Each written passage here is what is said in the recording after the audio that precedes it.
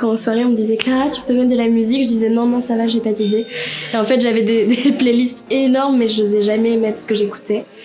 Et jusqu'à ce qu'un jour il y ait le terme pop culture qui se pose et que je me dise mais oui en fait c'est une vraie culture. C'est pas juste moi qui ai forcément des goûts de chiottes. Je m'appelle Clara Achour, j'ai 25 ans, je suis violoncelliste et je suis l'une des 8 plaignantes à avoir porté plainte contre la France auprès de la Cour européenne des droits de l'homme.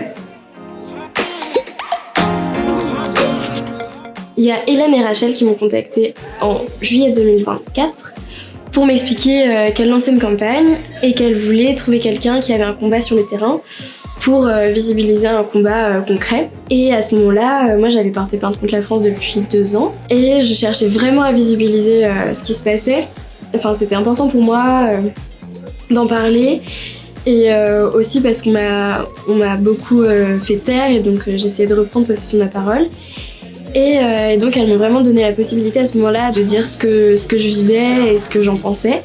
Et donc on a lancé la campagne ensemble fin octobre 2024. C'est la série Samuel sur Arte de Émile Letronche qui est vraiment pour moi un truc à la fois doux, fort en même temps. Ça m'a parlé dans plein d'aspects, ça m'a donné beaucoup d'espoir aussi je pense pour toute la suite des prochaines générations et de comment j'avais envie de voir la suite. Et je pense que c'est encore très très fréquent que j'ai de nouveau en tête des petits moments de vie qu'elle a réussi à mettre en scène hyper simplement et en même temps avec beaucoup de justesse.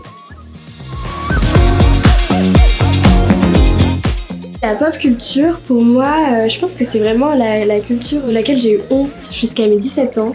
Et que je taisais et quand en soirée on me disait Clara tu peux mettre de la musique, je disais non ça va, j'ai pas d'idée.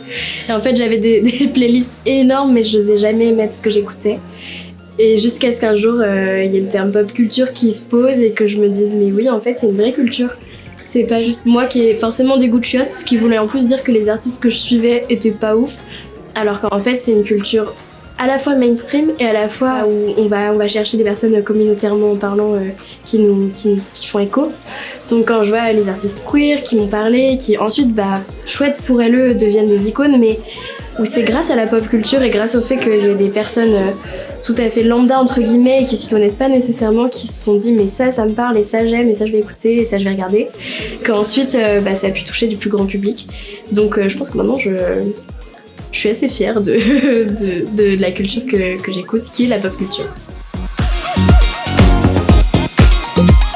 Grand merci, vraiment, c'est incroyable.